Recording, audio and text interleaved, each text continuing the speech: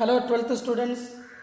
Last video la paathirpeenga hydroxy compounds and ethers in the unit la part 1 alcohols adula irukra important questions எல்லாம் page wise analyze பண்ணிருந்தோம்.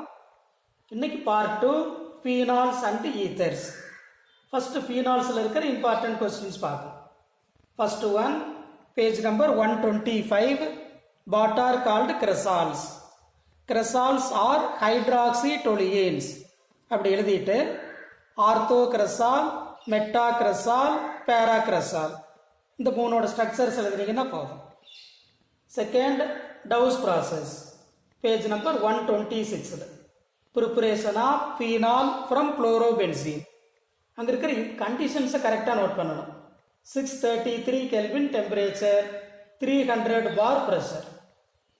அடுத்து question number 3 அதே page number 126 aniline into phenol. It involves two steps.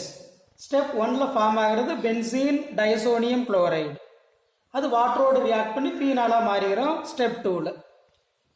அடுத்து page number 127 வந்திருக்கு. அதில் டோட்டலாக 4 questions. First benzene into phenol.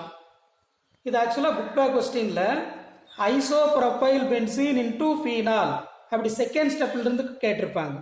நீங்க ஃபர்ஸ்ட்ல இருந்தே படிச்சிருங்க. Benzene into phenol. அடுத்து பாருங்க ஃபீனால் இன்டூ பென்சீன். இங்கிருந்து கெமிக்கல் ப்ராப்பர்ட்டிஸ் ஆரம்பிக்குது. Phenol is heated with Zn to get benzene. அடுத்து ஃபீனால் இன்டூ அனிலின். இது ஆர்கானிக் நைட்ரஜன் காம்பவுண்ட்ஸ்லயே பார்த்துட்டோம். Phenol reacts with ammonia in the presence of anhydrous ZnCl2 to form aniline. அடுத்து அதே page நம்பர்ல ஸ்காட்டன் Baumann reaction. இதுல 2 reactions இருக்கும். அசிட்டைலேஷன் and பென்சாயிலேஷன் ரெண்டையுமே எழுதிருங்க.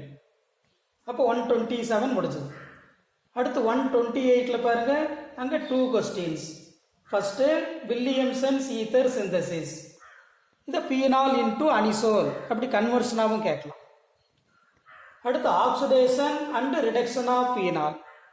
ஆக்சிடேஷனில் form ஆகிறது 1,4 பென்சோகுயினோன். ரிடக்ஷனில் அலிசைக்ளிக் காம்பவுண்ட் ஃபார்ம் ஆகும் சைக்ளோஹெக்சனால்.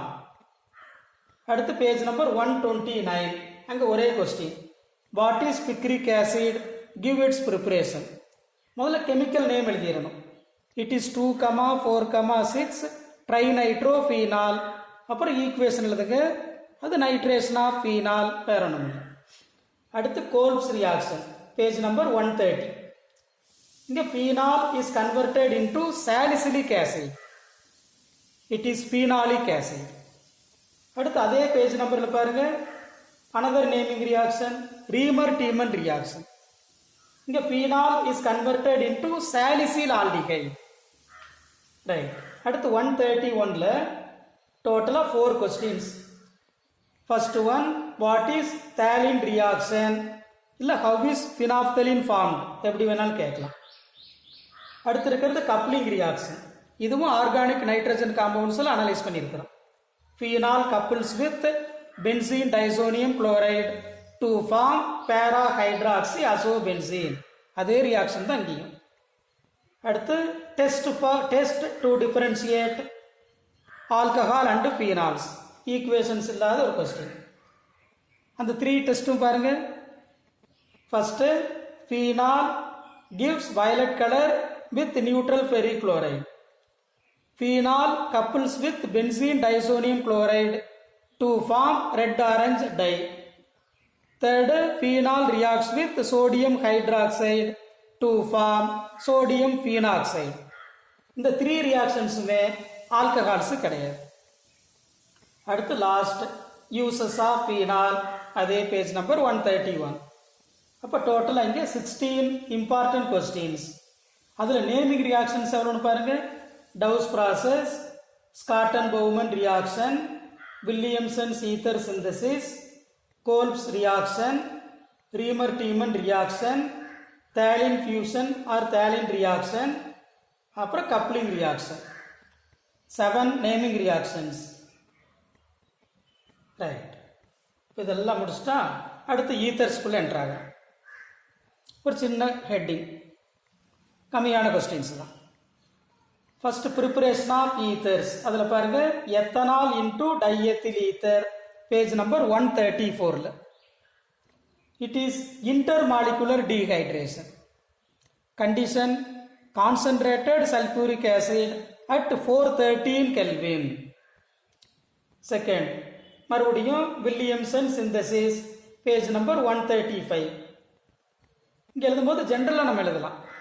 Sodium or potassium alkoxide reacts with alkyl halide to form ether. Right. அடுத்து பேஜ் நம்பர் 136 வந்துருங்க. Reactions of methoxy ethane and anisole with hydrogen iodide. methoxy ethane அந்த ரியாக்ஷன்ல form ஆகிறது methyl iodide and ethanol. அனிசோலோட அதே methyl iodide and phenol. அடுத்து fourth question வாங்க, page number 137. Important question இது.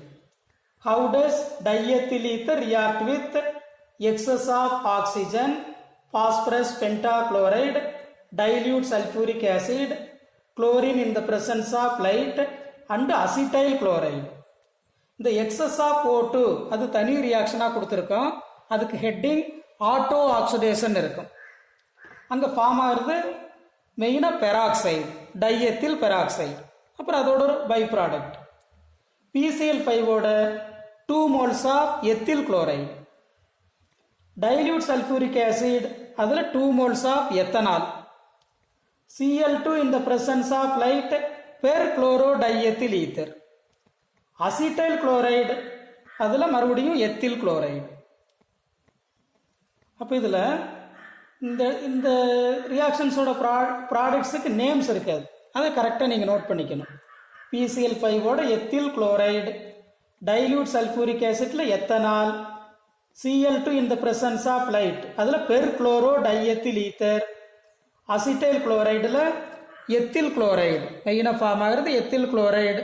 அப்புறம் கூடவே ஒரு எஸ்டர் ஃபார்ம் ஆகும் எத்தில் அசிட்டேட். ரைட்.